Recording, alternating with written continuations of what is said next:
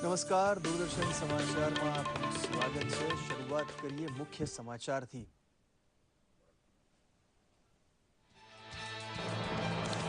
આંધ્રના રાજામુંદ્રીમાં ગોદાવરી નદીમાં પવિત્ર ડૂબકી મારવા માટે શ્રદ્ધાળુઓમાં ધક્કામુક્કી સર્જાતા 27ના મોત, 40 ઘાયલ। પ્રધાનમંત્રી મોદીએ મૃતક પરિવારો પ્રત્યે દાખવી દિલ સોજી તો આંધ્ર સરકારે જાહેર કરી 10 લાખની સહાય।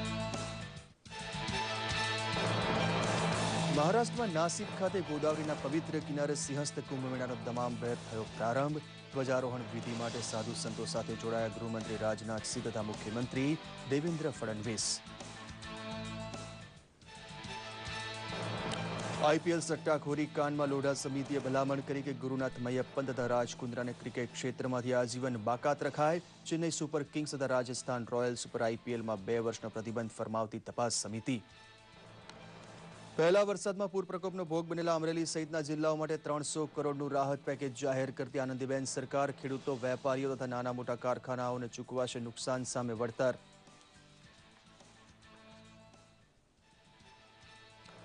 ગુજરાતભરમાં મહાજનસંપર્ક અભિયાન વડે જન જન સુધી મોદી સરકારની કલ્યાણ યોજનાઓ પહોંચાડવા હાથ ધરાશે કવાયત। રાખડી બાંધનાર બહેનને વીરપસલી તરીકે 12 રૂપિયાવાળી વીમા પોલિસી આપવા પ્રત્યેક ભાઈને આગ્રહ કરશે ભાજપ કાર્યકર। છોટાઉદેપુરના અતિ પછાત એવા ક્વાંટ નજીક ગોજારિયા ગામે કાર્યરત થયું 46.5 કરોડના ખર્ચે બંધાયેલું શૈક્ષણિક સંકુલ। આદિવાસી બાળકોના ઉજ્જવળ ભવિષ્ય માટે પુનિયાવાટમાં પણ 36 કરોડના ખર્ચે બની આદર્શ શાળા। જોઈએ સમાચાર વિગતવાર। આંધ્રપ્રદેશમાં ગોદાવરી નદીના કિનારે આવેલા રાજામુંદ્રી ખાતે મહાપુષ્કરાલુ તહેવાર નિમિત્તે પવિત્ર સ્નાન માટે એકઠા થયેલા શ્રદ્ધાળુઓમાં ધક્કામુક્કી મચી પડતા 27 યાત્રિકોના કરુણ મોત સાથે અનેક ઘાયલ થયા છે। ઘટના એટલી ગંભીર હતી કે મરણાંક હજુ સુધી વધી શકે છે। 144 વર્ષે યોજાતા ગોદાવરી પુષ્કરાલુ મેળામાં વહેલી સવારે સ્નાન માટે પુષ્કર ઘાટના દરવાજામાં પ્રવેશ કરવા માટે મોટી ભીડ એકઠી થતા ધક્કામુક્કી સર્જાઈ હતી। પ્રધાનમંત્રી નરેન્દ્ર મોદીએ મુખ્યમંત્રી ચંદ્રાબાબુ નાયડુ સાથે વાત કરી પૂરતા પગલાં ભરવા સૂચના આપવા સાથે જીવ ગુમાવનાર શ્રદ્ધાળુઓ પ્રત્યે ઊંડા દુઃખ અને શોકની લાગણી વ્યક્ત કરી હતી। આંધ્રપ્રદેશ સરકાર દ્વારા જીવ ગુમાવનાર શ્રદ્ધાળુઓના પરિવારને 10 લાખ રૂપિયાની સહાય જાહેર કરાઈ છે। મહારાષ્ટ્રના નાસિક ખાતે દર 12 વર્ષે યોજાતા સિંહસ્થ કુંભ મેળાનો આજે વહેલી સવારે પ્રારંભ થયો ત્યારે ધ્વજારોહણ વિધિમાં ગૃહમંત્રી રાજનાથસિંહ, મહારાષ્ટ્રના મુખ્યમંત્રી દેવેન્દ્ર ફડણવીસ તથા કેન્દ્રીય મંત્રી શ્રીપદ નાયક હાજર હતા।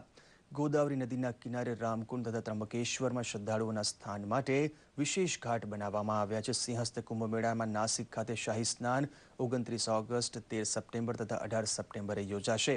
સાધુ સંતોના ઉતારા માટે નાસિક વહીવટીતંત્ર દ્વારા 315 એકરમાં સાધુગ્રામ તૈયાર કરવામાં આવ્યું છે।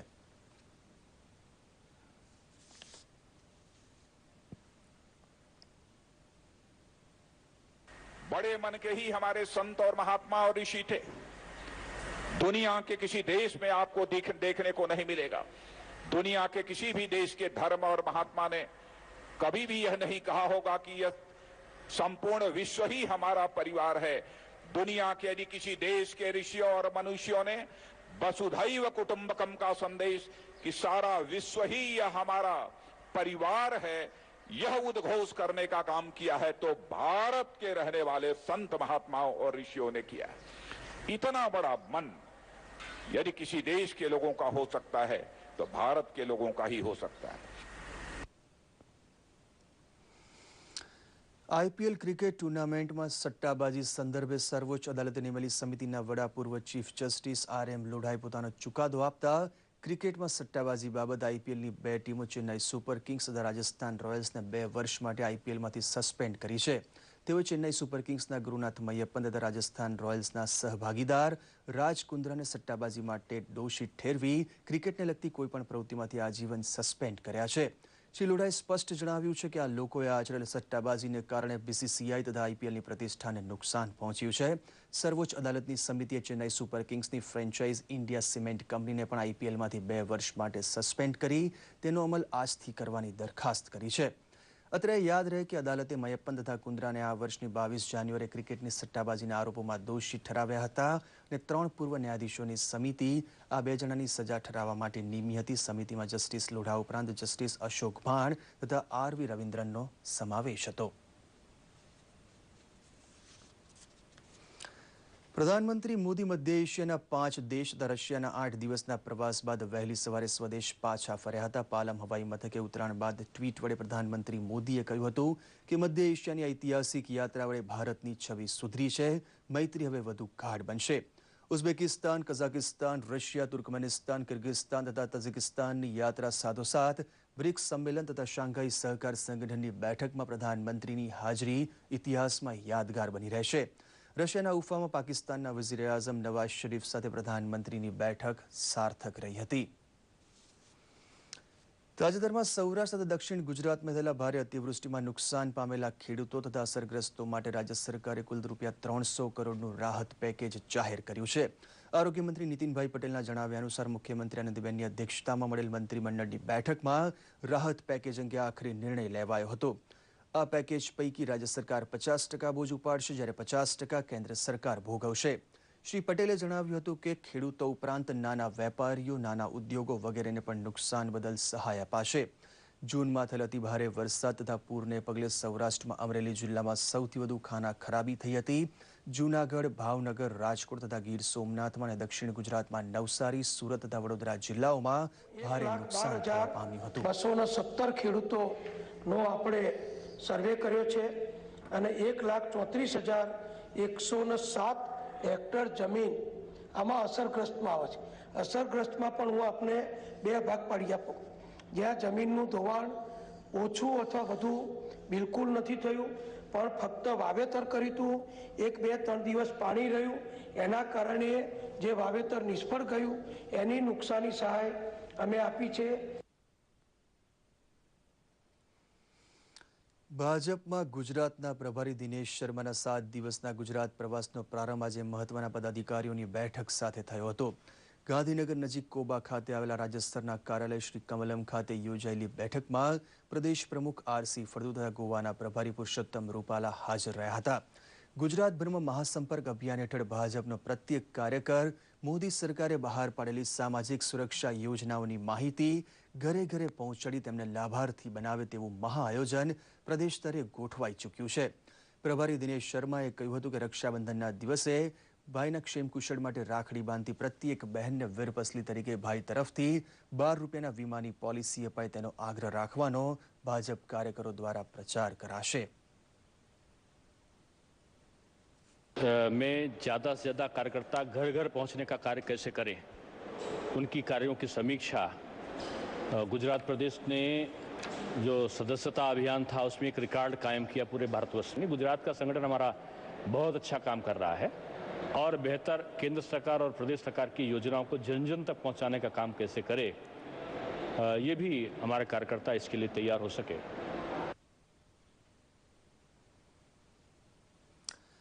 છોટાઉદેપુર જિલ્લાના ક્વાંટ તાલુકાના ગોજારિયા ગામ ખાતે વનવાસી વિદ્યાર્થીઓ માટે ₹46.53 કરોડના ખર્ચે નિર્માણ પામેલા અદ્યતન શૈક્ષણિક સંકુલનું આદિજાતિ વિકાસ મંત્રી મંગુભાઈ પટેલના હસ્તે લોકાર્પણ કરાયું હતું.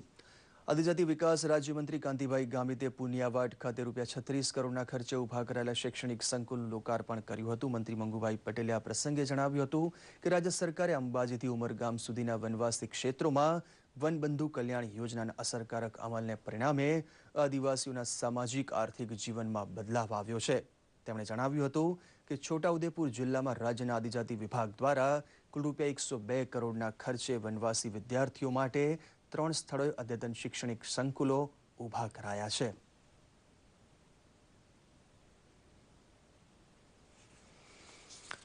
વડાપ્રધાન નરેન્દ્ર મોદીના ડિજિટલ ઇન્ડિયા પ્રોજેક્ટ અંગે ગીર સોમનાથ જિલ્લાના શિક્ષક ભાઈ બહેનોને માહિતગાર કરવામાં આવ્યા હતા.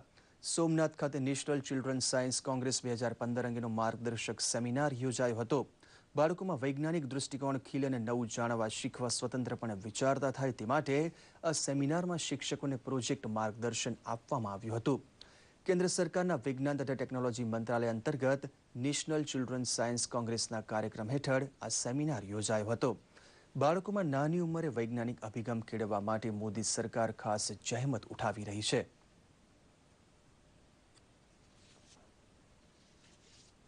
આ કાર્યક્રમની અંદર કુલ 110 શિક્ષકોએ જે ભાગ લીધેલો હતો તેને વ્યવસ્થિત લોકવિજ્ઞાન કેન્દ્રની માહિતી આપવામાં આવેલી હતી. ત્યારબાદ science seminar, science drama rural IT quiz અને નેશનલ ચિલ્ડ્રન સાયન્સ કોંગ્રેસ આ 4 કાર્યક્રમો તથા ડિજિટલ ઇન્ડિયા જે આપણા માનનીય વડાપ્રધાન શ્રી નરેન્દ્રભાઈ મોદી દ્વારા લોન્ચિંગ કરેલું છે તે ડિજિટલ ઇન્ડિયા વિશેનો કાર્યક્રમ પણ આ મિટિંગમાં દરેક શિક્ષક મિત્રોને આપવામાં આવેલો હતો. Digital India, science seminar, science course and science drama, rural IT quiz के सभी के बारे में जानकारी दिया है. ये साइंस सेंटर का काम का वजह से हमारे जैसे स्कूल का बच्चों को आगे जाने का बहुत सारा मौका मिलता है. हमारा स्कूल कई बार नेशनल लेवल तक पहुंच गया ये साइंस सेंटर का काम का वजह से. મુસ્લિમ બિરાદરો માટે રોજા જેવી કઠોર ઉપાસના કરવાનો રમઝાન માસ પૂરો થવામાં ગણતરીના દિવસો બાકી રહ્યા છે ત્યારે ઈદની ઉજવણી કરવા માટે બજારોમાં મોટા પાયે ખરીદી શરૂ થઈ ગઈ છે. આ વખતે મહિલાઓમાં કરાચી લોંગ કુર્તી ડ્રેસનો ભારે ક્રેઝ જોવા મળી રહ્યો છે. સુરત શહેરમાં ચૌટા બજાર, ભાગા તળાવ, બેગમવાડી ભાગળ, બાપા બજાર, રાંદેર બજારમાં મુસ્લિમ બિરાદરોની ભારે ભીડ જોવા મળી રહી છે. આ ઈદમાં ટીવી સિરિયલમાં અભિનેત્રીઓ દ્વારા પહેરવામાં આવતા ડ્રેસનું ખાસ આકર્ષણ રહ્યું છે, જેથી વેપારીઓ આવા ડ્રેસનો ખાસ સ્ટોક કરી રાખ્યો છે. આ વખતે ડ્રેસ ઉપરાંત ચંપલ, સેન્ડલ, પર્સ, ઇમિટેશન સહિતની દુકાનોમાં ખરીદદારોની ભારે ભીડ જોવા મળી રહી છે. તેઓ ઉત્સવભેર ઈદની ખરીદી કરતા હોવાથી વેપારીઓ પણ ખુશખુશાલ જણાય છે. સુરતમાં આજુબાજુના ગામોમાંથી મોટા પાયે લોકો ખરીદી કરવા આવી રહ્યા છે. માહોલ ઠંડુ છે. આ 2-3 દિવસ ઈદના બાકી છે. રાત્રે ધંધો વધારે થાય છે અને 5 વાગ્યા સુધી ધંધો વેપાર લેવા માટે આજુબાજુના ગામડાના લોકો ઘણા આવે છે. અમે બારડોલીથી આવ્યા છીએ, ચૌટા બજારમાં આવ્યા છે અને ટોપ અને કુર્તીઓની ખરીદી કરવા માટે આવ્યા છે. અત્યારે બહુ ભીડ છે પણ 5 વાગ્યા સુધીમાં વધારે જ થાય છે અને અત્યારે ડબલ ભાવો લે છે. અમરેલી જિલ્લાના સાવરકુંડલા તાલુકાના બાઢડા ગામે પ્રગતિશીલ ખેડૂતો રીંગણી, મરચી, દેશી ડબલ પેટ્રો, કેપ્સિકમ મરચા, હાઇબ્રિડ ટામેટા તેમજ સફેદ અને લાલ ડુંગળીના રોપા ઉછેરીને તેનું વેચાણ કરી રહ્યા છે. આ ગામના ખેડૂતો પોતાની જમીનમાં નવા સંશોધનો કરી અલગ અલગ શાકભાજીના ગુણવત્તાવાળા રોપા ઉછેરી તેનો વેપાર કરે છે. અત્યારે જમીન મર્યાદિત હોવાથી ઘણા ખેડૂતો અન્ય વ્યવસાય તરફ નજર દોડાવી રહ્યા છે. ત્યારે ઓછી જમીનમાંથી સારી આવક કઈ રીતે મેળવાય તેનું આ ઉત્તમ ઉદાહરણ શાકભાજીની ખેતી છે. રાજ્યભરમાં અને રાજ્ય બહાર બારડાના રમેશભાઈ ચોવટિયાએ ઉગાડેલા રીંગણાના રોપા તેના સ્વાદને કારણે લોકપ્રિય છે, તો શાકભાજીના રોપાનો વેપાર પણ કોઠા સૂઝનો નમૂનો છે. બારડાના રીંગણા ઘણા વર્ષોથી અમારા ગામમાં પ્રખ્યાત છે. કમસે કમ 35 વર્ષ થવા આવ્યા છે. એટલે એના રોપ અમે ઉછેર કરી અને ખેડૂતોને આપીએ છીએ અને અમારી વાડીએ ખેડૂત આવીને લઈ જાય છે.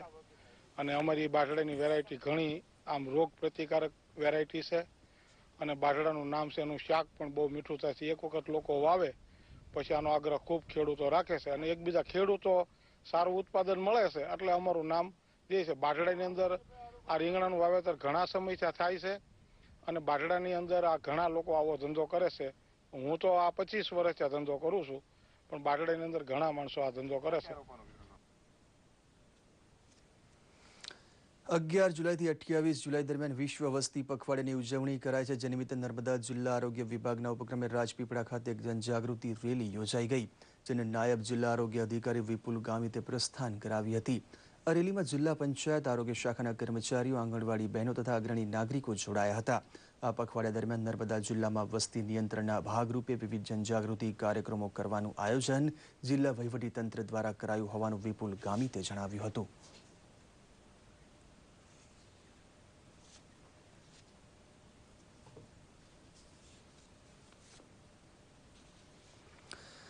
પ્રખ્યાત સંગીતકાર MS વિશ્વનાથનનું આજે ચેન્નઈ ખાતે નિધન થયું છે. 88 વર્ષની વયના વિશ્વનાથન છેલ્લા કેટલાક દિવસથી ચેન્નઈની હોસ્પિટલમાં બીમાર હતા. તેઓએ અંદાજે 1000 જેટલી ફિલ્મોમાં સંગીત આપ્યું હતું.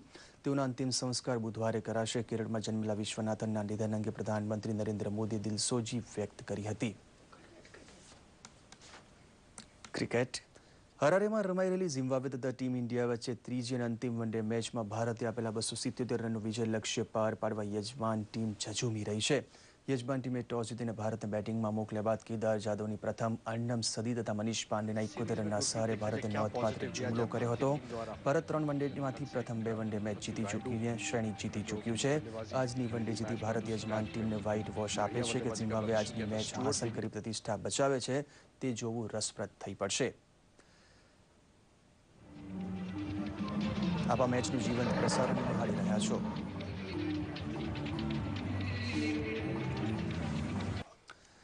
તો આ સાથે જ આ બુલેટિન સમાપ્ત કરીએ છીએ. નમસ્કાર.